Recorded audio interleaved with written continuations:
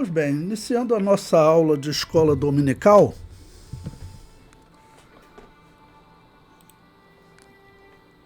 hoje vamos estudar a lição número 11 do primeiro trimestre de 2025. O tema é a doutrina da salvação, a doutrina das doutrinas, a doutrina mais importante do cristianismo, tá ok? Essa doutrina, ela não pode ser pervertida em nada, porque uma perversão nessa doutrina significa a pessoa ser condenada, ser uma herege, tá ok? Na página 2, temos aí o tema da nossa lição: a salvação não é obra humana, que isso fique bem claro. O assembleiano não prega que a salvação é obra humana. Infelizmente, os calvinistas, os protestantes, eles mentem dizendo que a Assembleia de Deus, por não defender a doutrina da salvação que eles pregam, a Assembleia de Deus pregaria que a salvação é obra humana, mas não é. A doutrina da salvação que a Assembleia de Deus prega, ela está em Deuteronômio, capítulo 30, versículo 19, que nós leremos na nossa conclusão, em que Deus disse claramente: eis que ponho diante de ti a vida e a morte, escolhe, pois, a vida. Ou seja, Deus construiu a salvação, agora o homem, Deus deu livre-arbítrio a ele para ele dizer sim ou não para essa salvação que Deus construiu, tá ok? O texto áureo está em Tito, capítulo 3, versículo 5, que nos diz: não pelas obras de justiça que houvéssemos feito, mas segundo a sua misericórdia, nos salvou pela lavagem da regeneração e da renovação do Espírito Santo. Regeneração é gerar de novo, né? É fazer você nascer de novo. Então, isso é regeneração, é regerar. Eu sempre digo que o homem ele só é regenerado em Jesus Cristo. Alguns falam, por exemplo, de um ladrão, uma pessoa que ela, em determinado momento, fez coisas erradas, mas depois parou de roubar. Eles dizem que se regenerou. Na verdade, aquilo não é uma regeneração. Tá bom? Regeneração mesmo só ocorre em Jesus Cristo, significa a pessoa ser gerada novamente. A verdade prática diz: a salvação é um ato da graça soberana de Deus pelo mérito de Jesus Cristo e não vem das obras humanas. O apóstolo Paulo deixou bem claro que a justificação não acontece por conta das obras, acontece por conta da fé. Se eu creio nessa promessa que Deus fez e na obra que o seu Filho consumou, e eu creio, né, significa eu aceitar essa obra expiatória, então ela vem da fé, justificados pela fé na salvação que Deus construiu. Na página 3 tem a leitura bíblica em classe, que está em Efésios capítulo 2, versículos 1 a 10, que diz: e vos vivificou, estando vós mortos em ofensas e pecados, em que noutro tempo andastes, segundo o curso deste mundo, segundo o príncipe das potestades do ar, do espírito que agora opera nos filhos da desobediência, entre os quais todos nós também antes andávamos, nos desejos da nossa carne, fazendo a vontade da carne e dos pensamentos, e éramos, por natureza, filhos da ira, como os outros também. Então, nós andávamos, o apóstolo Paulo diz, ou seja, está falando realmente de uma responsabilidade humana. Nós andamos no caminho errado, mas nós cremos no sacrifício expiatório de Jesus Cristo e hoje andamos no caminho correto. O versículo 4. Mas Deus, que é riquíssimo em misericórdia, pelo seu muito amor com que nos amou, estando nós ainda mortos em nossas ofensas, nos vivificou juntamente com Cristo. Pela graça sois salvos. E nos ressuscitou juntamente com ele, e nos fez assentar nos lugares celestiais em Cristo Jesus, para mostrar nos séculos vindouros as abundantes riquezas da sua graça, pela sua benignidade para conosco em Cristo Jesus, porque pela graça sois salvos por meio da fé, e isto não vem de vós, é dom de Deus. Aqui, aproveitar, eu sempre comparo a salvação, a situação do homem e a salvação que Deus construiu. O homem, ele estava como um náufrago, alguém que naufragou, está lá em alto mar, prestes a morrer afogado. E Deus constrói a salvação, ou seja, a salvação é um navio que Deus fala, olha, eis que eu coloco diante de ti a vida e a morte. A vida é você entrar nesse navio. A morte é você continuar onde você está.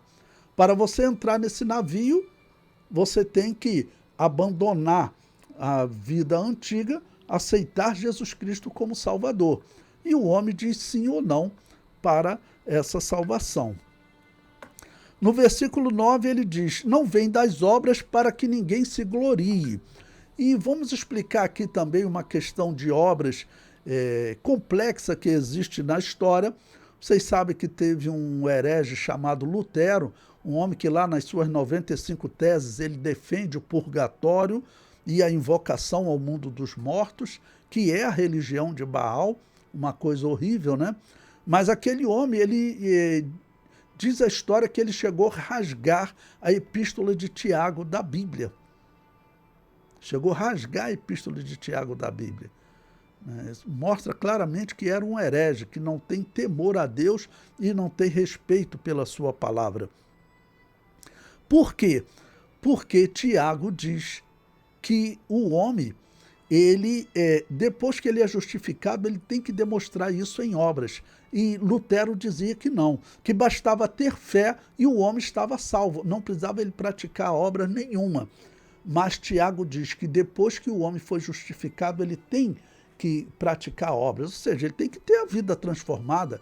Essas são as obras que Tiago fala. E o que significa obras? Significa ações humanas. Então, o apóstolo Paulo diz que nenhuma ação humana pode levar o homem a ser justificado. E Tiago diz, depois que o homem foi justificado, ele pratica obras diferentes, ele pratica ações diferentes, tá ok? E no versículo 10, porque somos feitura sua, criados em Cristo Jesus para as boas obras. Ah, Jesus. Perdão, irmão. Ok? Então o apóstolo Paulo deixa claro aqui também que depois que nós fomos criados em Cristo Jesus, ou seja, fomos justificados, nós praticamos as boas obras, as quais Deus preparou para que andássemos nelas. Tá bom? Então, nós não somos justificados pelas obras, mas depois que fomos justificados, nós praticamos obras, e aí, obras diferentes. E aí Tiago diz, se você não pratica obras diferentes, você não é justificado. Ok? Na página 5, a introdução da nossa lição diz: o apóstolo Paulo mostra nessa leitura bíblica em classe o contraste entre o estado espiritual da miséria humana e a restauração à comunhão com Deus. Além disso, deixa claro a impossibilidade de qualquer pessoa angariar a salvação por meio de seu próprio esforço e até mesmo de desejar a salvação ou sentir a necessidade de Deus, senão por intervenção divina direta por meio do Espírito Santo. Bom, Vocês sabem que essas revistas elas têm vindo, infelizmente, com algumas heranças calvinistas, né? Desejar a salvação, é claro que o homem deseja. Normalmente isso é comparado a uma escravidão. Você acha que José desejava a liberdade? José desejava a liberdade. Ele só não tinha condições de pagar o preço pela liberdade. Então, esse ponto aqui da revista está errado.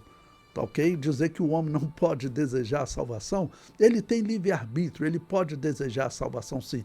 Segundo a Bíblia, ele não tem condições de pagar o preço para ele ser livre. Ele não tem condições de pagar o preço para ser salvo. Ele não tem condições de fazer nada para que ele seja salvo. Capítulo 1. A salvação sob a graça de Deus. A descrição do estado espiritual humano. Bom, o relato que ele faz aqui, qual é? É que o homem ele está morto em ofensas e pecados. Essa é a expressão que o apóstolo Paulo utilizou. Tá bom? Em outro momento, ele diz que nós éramos escravos do pecado. E tem alguns que interpretam a doutrina da salvação de maneira errada, dizendo que o escravo ele não tem condições de fazer nada.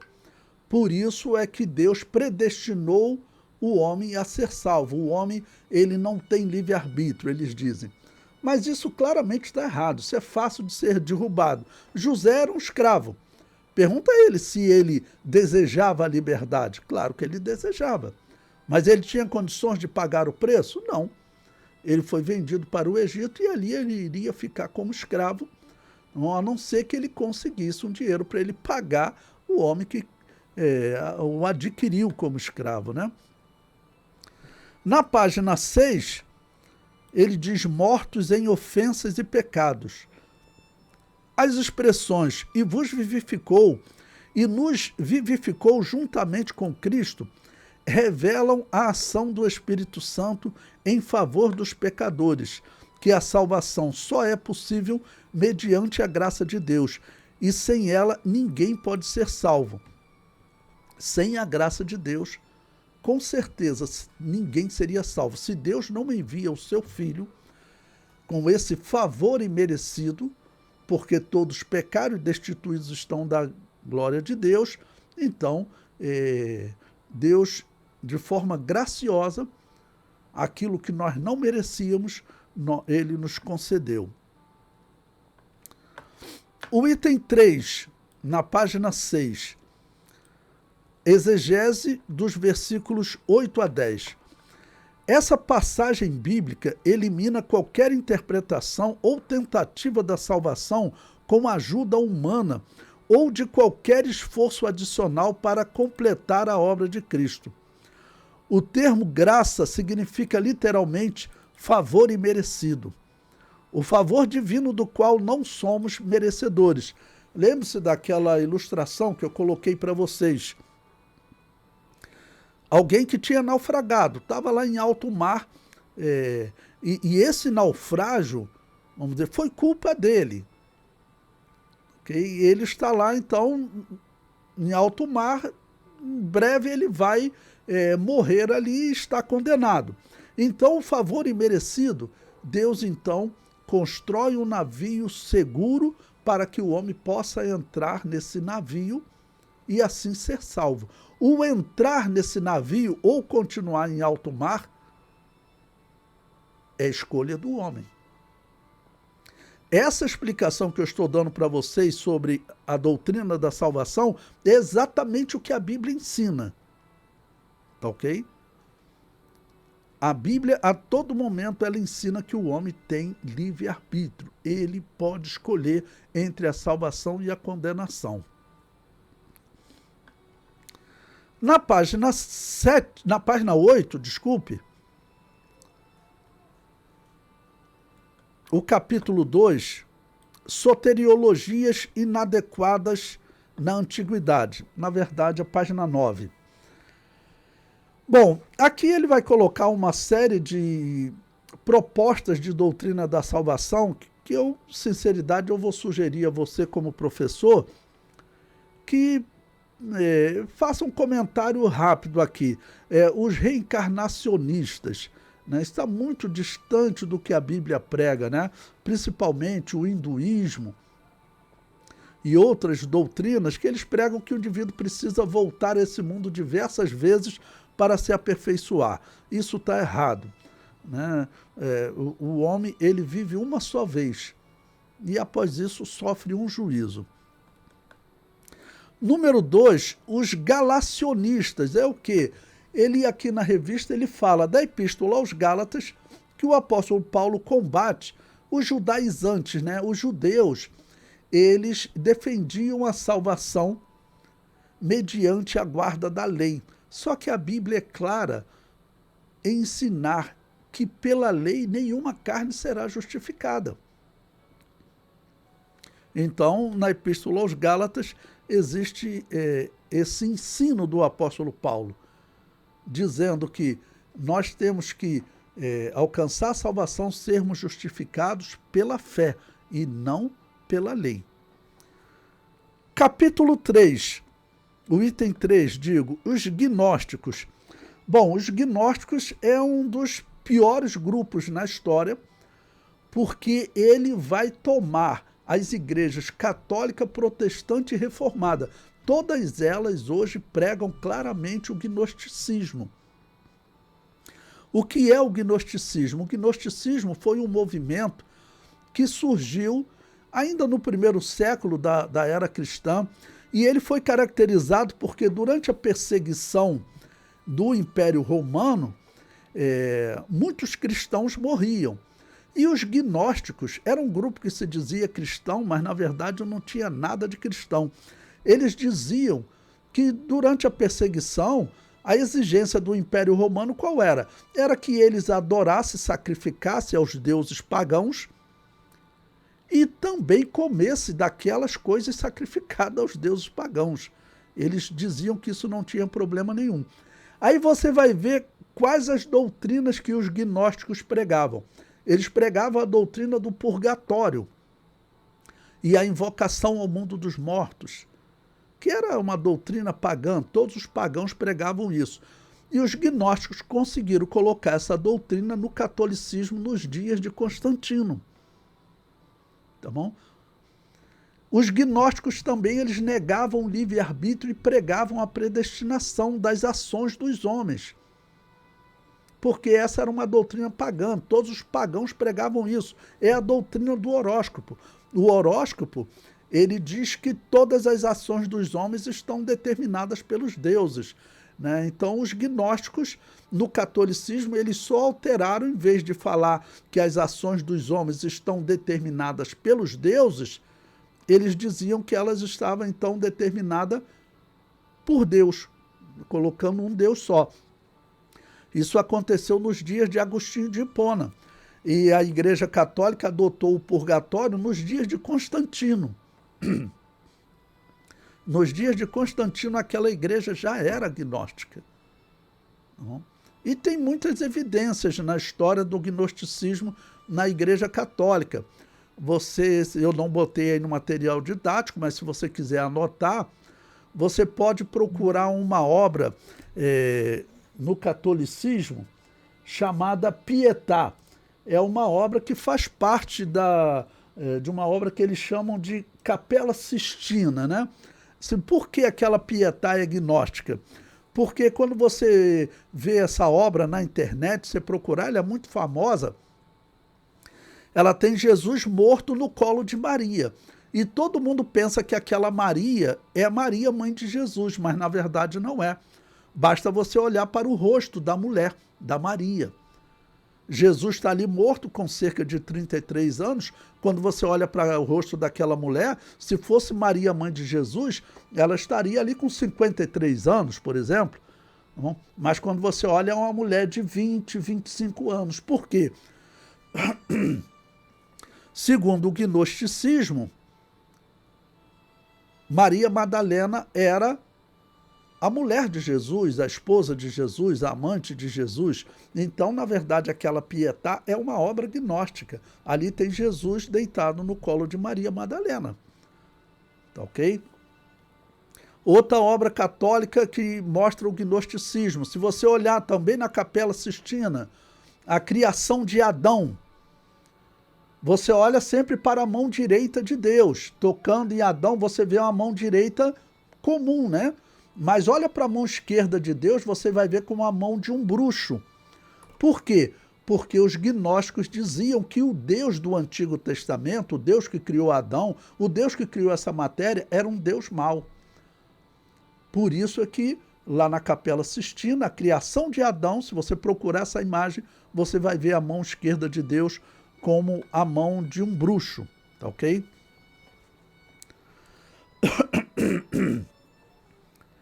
Bom, na página 11, eu reservei todo o comentário para esse tópico aqui. No meu entender, esse capítulo 3 aqui é que vocês devem dar uma ênfase nesse tópico.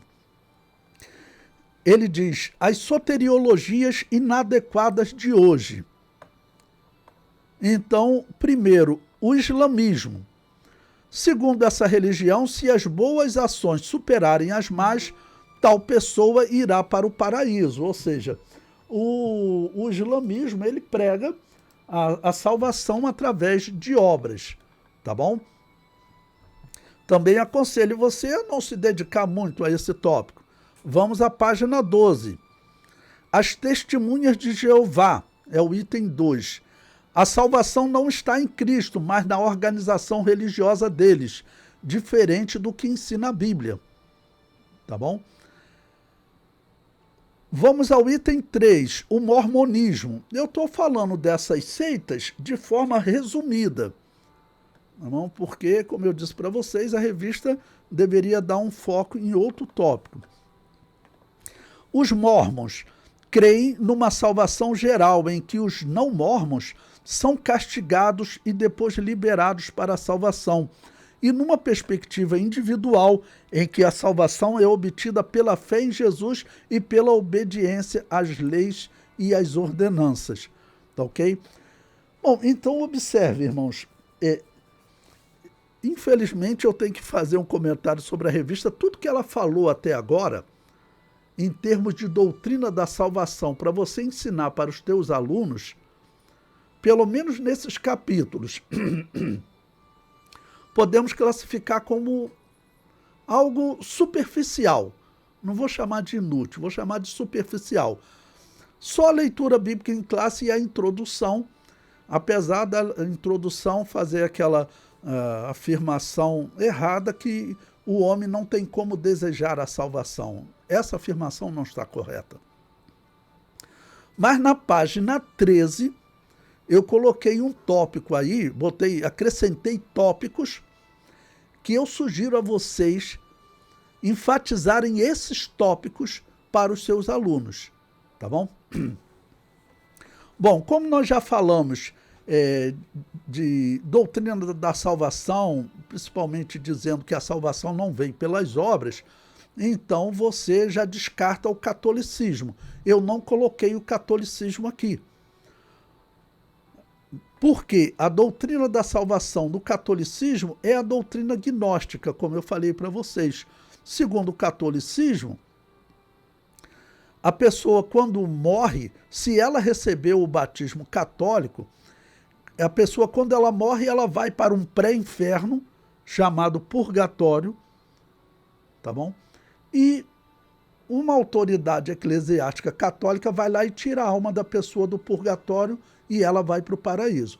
Essa doutrina é pagã, ela veio do gnosticismo, que veio do paganismo. Perdão, irmãos.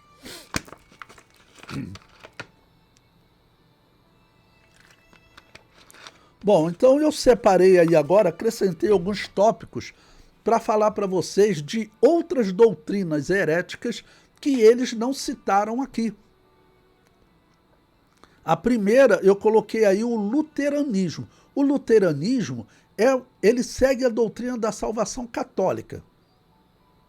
Inclusive, Lutero ele continuou acreditando no purgatório, tanto que quando você vai nas suas 95 teses, está lá a defesa do purgatório claramente em diversas das 95 teses, né? Então, o luteranismo é uma doutrina da salvação herética. Veja o comentário que eu coloquei ali. A doutrina da salvação é a doutrina mais importante das Escrituras. Interpretá-la de forma errada resulta em condenação. Portanto, vigiem quando protestantes e reformados oferecerem trocar a doutrina da salvação do livre-arbítrio para a predestinação. Lutero também acreditava na predestinação. Todos eles acreditam porque Agostinho de Hipona acreditava. Foi ele que mudou a doutrina da salvação do livre-arbítrio para a predestinação. Ok? O comentário prossegue. Lembre-se quem era Lutero, um homem que continuou praticando a crença no purgatório e fazendo invocação ao mundo dos mortos. Os praticantes desse paganismo não devem ser considerados cristãos. Trocar a doutrina da salvação significa apostasia. Bom, então eu coloquei aí porque, acredite, existem pessoas na Assembleia de Deus propondo que a Assembleia de Deus mude a doutrina da salvação do livre-arbítrio para a predestinação. Vai estar adotando a religião de Baal. Essa é a religião de Baal. Porque a religião de Baal, ela era a religião da Babilônia, que era a religião do horóscopo, que diz que o homem não tem livre-arbítrio, que os deuses determinam tudo. E o gnosticismo pregava isso. Toda a igreja primitiva, eles rejeitavam a predestinação.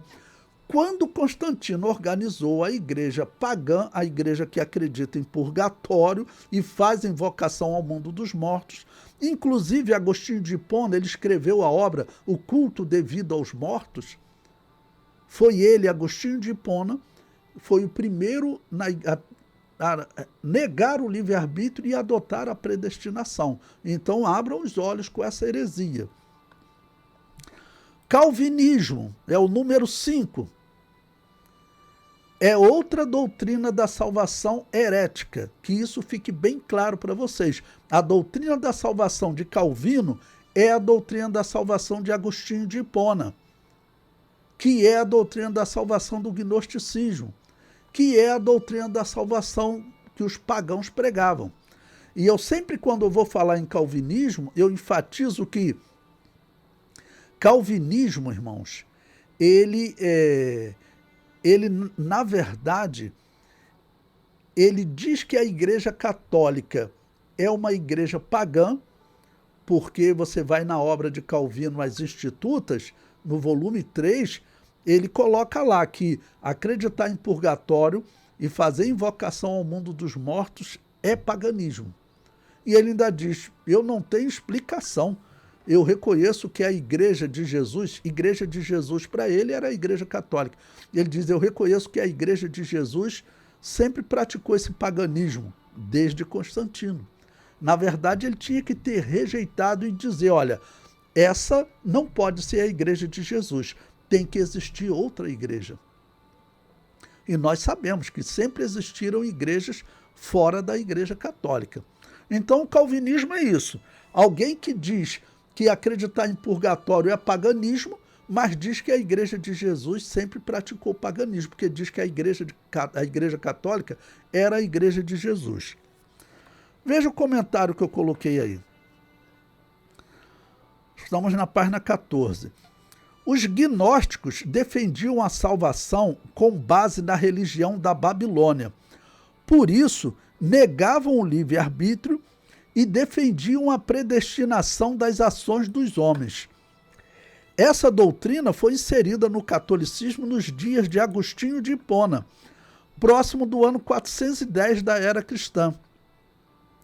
Além da doutrina da salvação, os gnósticos também inseriram no catolicismo a doutrina do purgatório e a invocação ao mundo dos mortos. Quando você pega os escritos gnósticos, ali pelos anos 100, 200, 300, antes do catolicismo, eles defendiam todas essas três doutrinas que eu acabei de falar para vocês aqui. Purgatório, invocação ao mundo dos mortos e predestinação. Tá ok? Então, essa é a doutrina calvinista. E para mostrar como essa doutrina ela é extremamente herética, eu peguei aqui um trecho da Confissão de Fé de Westminster, que é a Confissão de Fé calvinista. Veja o que ela diz. Pelo decreto de Deus e para a manifestação de sua glória, alguns homens e alguns anjos são predestinados para a vida eterna e outros pré-ordenados para a morte eterna. Você veja que ele está dizendo que os anjos que pecaram, eles foram predestinados por Deus a pecar. E prossegue. Esses homens e esses anjos, assim predestinados e pré-ordenados, são particular e imutavelmente designados. O seu número é tão certo e definido que não pode ser nem acrescentado nem diminuído.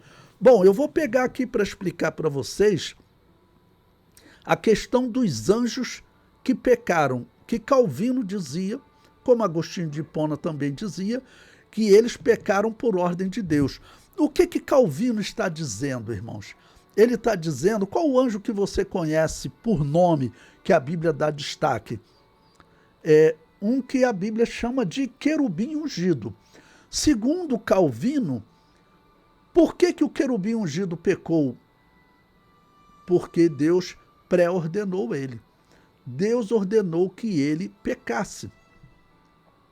Isso, irmãos, é uma heresia grave, porque faz de Deus o responsável pelo demônio ser o que ele é. É uma heresia gravíssima. Uma heresia gravíssima. É uma heresia que ela ofende ao nosso Deus.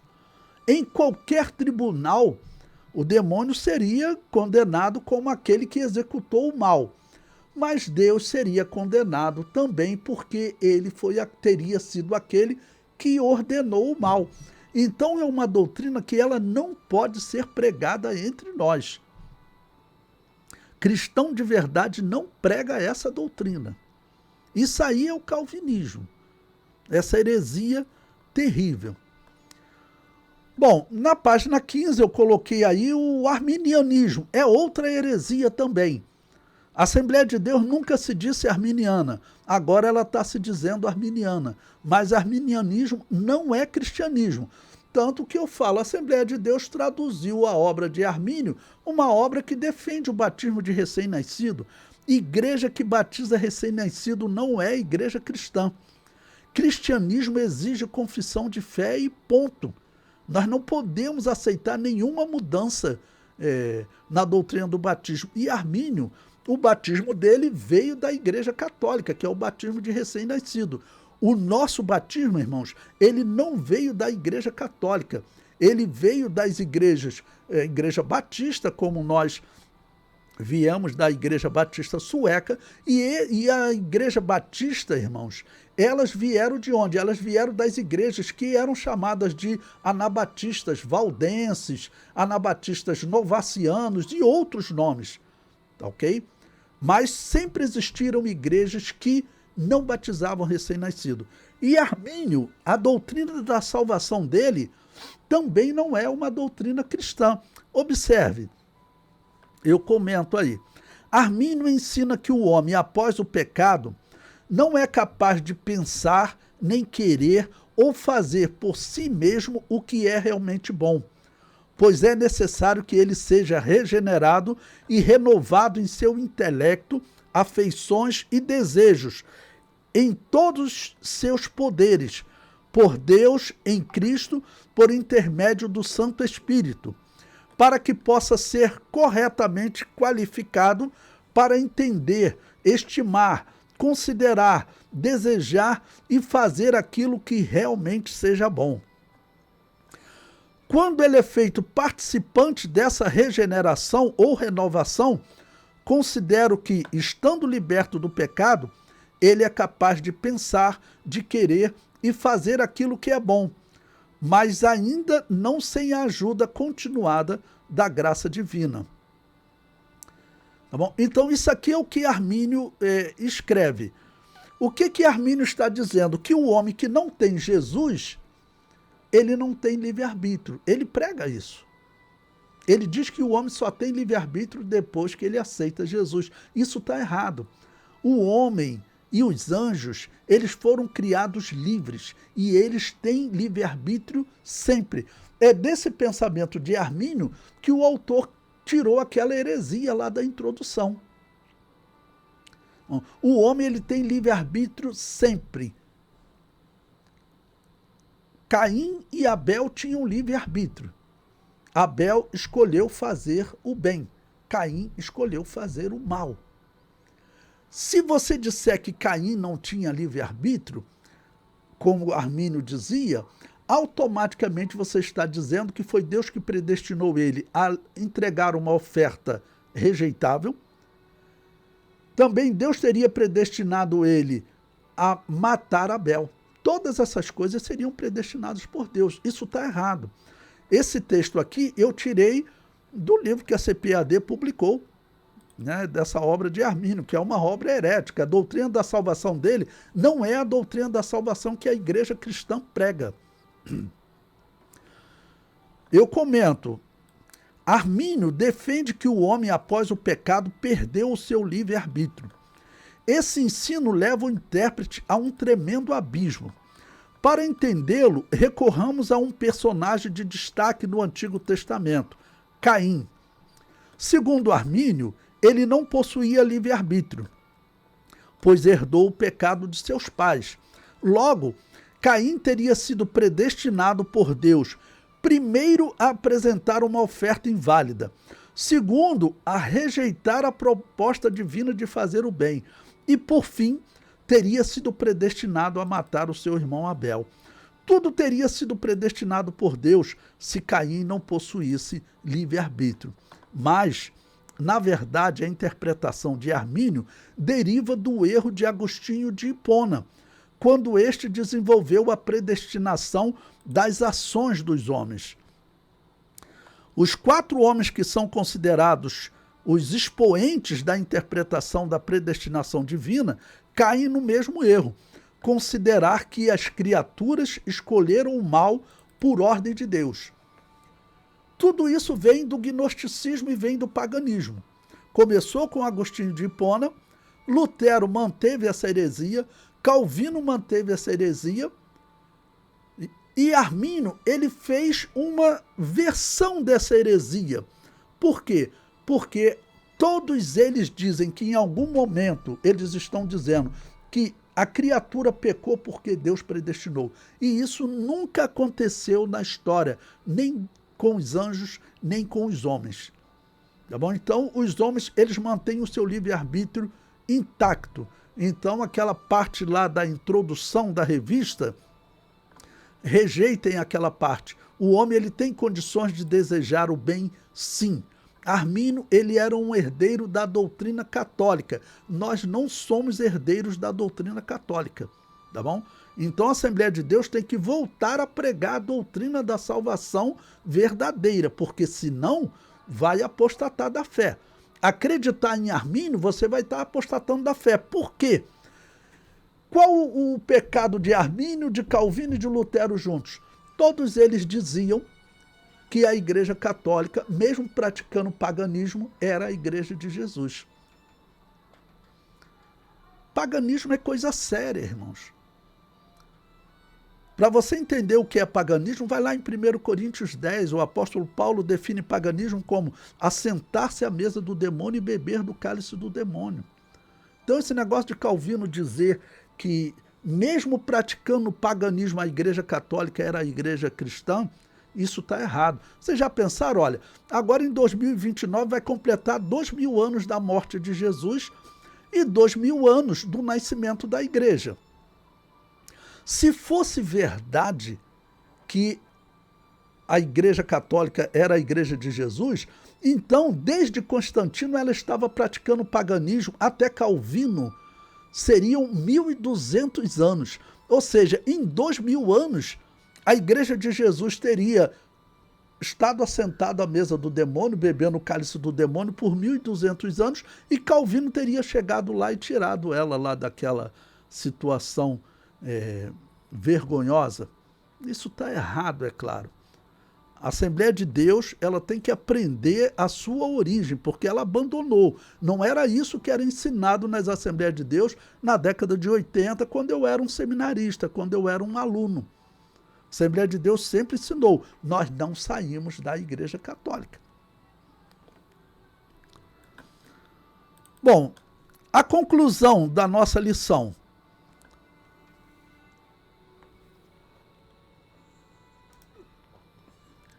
Diz, entendemos que somente pela graça é possível chegar-se a Deus, e isso é um ato soberano de sua graça e bondade. É a misericórdia divina que leva as pessoas ao arrependimento. Graça não é mérito, e nem o ato de um pecador receber a dádiva divina constitui mérito pessoal. Mas Deus disponibilizou a sua graça para todos os seres humanos, e não para uns poucos escolhidos. A Bíblia ensina que a salvação é para todos. Você veja, ele vai em contradição com a introdução. Porque lá na introdução, se o homem ele não tem livre-arbítrio, se o homem ele não tem condições de desejar o que é bom, então Deus teria que realmente escolher alguns para a salvação e outros para a condenação. O homem ele tem condições de desejar o bem. O que ele tem condições de desejar a liberdade. O que ele não tem condições é de pagar o preço para ser livre. Isso é elementar. Mas as nossas revistas, infelizmente, têm vindo com heresia atrás de heresia. Bom, para concluir, eu coloquei aí também um tópico para você explicar para os seus alunos o que é livre-arbítrio. Eu comento, o termo hebraico bashar, que significa poder de decisão, aparece em Deuteronômio 30:19, quando Deus diz: os céus e a terra tomo hoje por testemunha contra ti, que te tenho proposto a vida e a morte, a bênção e a maldição. Escolhe, pois, a vida para que vivas, tu e a tua semente. O termo bashar, neste texto traduzido por escolhe, ele tem esse significado que o dicionário diz, poder de escolha. Claramente, o texto ensina que Deus construiu a salvação sem participação humana, mas ao homem cabe escolher, usar seu livre-arbítrio. Deus falou com Moisés e o povo de Israel que deveriam usar seu livre-arbítrio para dizer sim para a salvação ou sim para o inferno. A condição de Moisés é semelhante à condição de Caim, mas este usou seu livre-arbítrio para dizer sim ao inferno, este Caim, né? Enquanto Moisés disse sim à salvação. Mais uma vez observamos que Armínio está errado, para você não cair no erro de ensinar aos seus alunos que nós somos arminianos. Pergunte para um professor de 20 anos atrás, Armínio não era nem citado em nossas igrejas, irmãos. Isso aí é uma heresia que entrou recentemente nas Assembleias de Deus. Armínio não era cristão, começa pelo batismo inválido e principalmente pela doutrina da salvação inválida que ele pregava. Bom, eu coloquei aí também um comentário explicando sobre livre-arbítrio, para deixar claro que a salvação, ela tem a participação humana, o homem diz sim ou não para ela, né? Marcos 16:16, Jesus Cristo disse: quem crer e for batizado será salvo, mas quem não crer será condenado. Neste versículo, Jesus expõe o livre-arbítrio e a predestinação, a verdadeira predestinação bíblica, que não é a predestinação das ações dos homens. O que os pagãos pregavam era que as ações dos homens são determinadas. E o que eu vou explicar para vocês agora, quando o apóstolo Paulo fala de predestinação, ou seja, destinar antecipadamente, é destinar um resultado segundo a escolha do homem. Veja a explicação. Quem crer e for batizado é o livre-arbítrio do homem. Tá ok? Você creu e foi batizado. E será salvo é a predestinação de Jesus, porque Jesus traça um destino antecipado de salvação para quem crer. O comentário prossegue. O homem foi predestinado a ser salvo dependendo do crer. A segunda parte do versículo segue a mesma estrutura. Quem não crer retrata o livre-arbítrio do homem. Será condenado. Representa a predestinação de Jesus. Então, o homem, Jesus Cristo predestina ele a ser salvo se ele crer. E predestina a ser condenado se ele não crer. Então, você tem o livre-arbítrio do homem e a predestinação de Jesus. Tá bom? Isso era pregado por toda a igreja primitiva.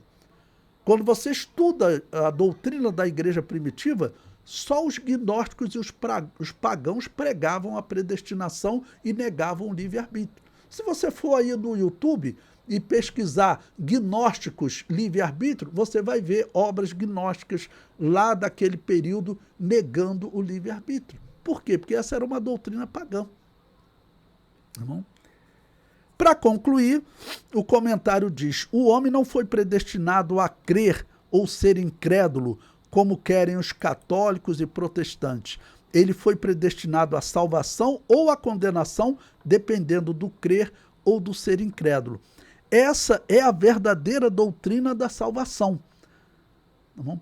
Se nós estamos no tempo do fim, como 10 em cada 10 cristãos diz, a última coisa que nós podemos pensar em fazer, irmãos, é negar o livre-arbítrio, é mudar a doutrina da salvação, é adotar uma doutrina da salvação que foi organizada pela igreja que pratica paganismo, que é o catolicismo.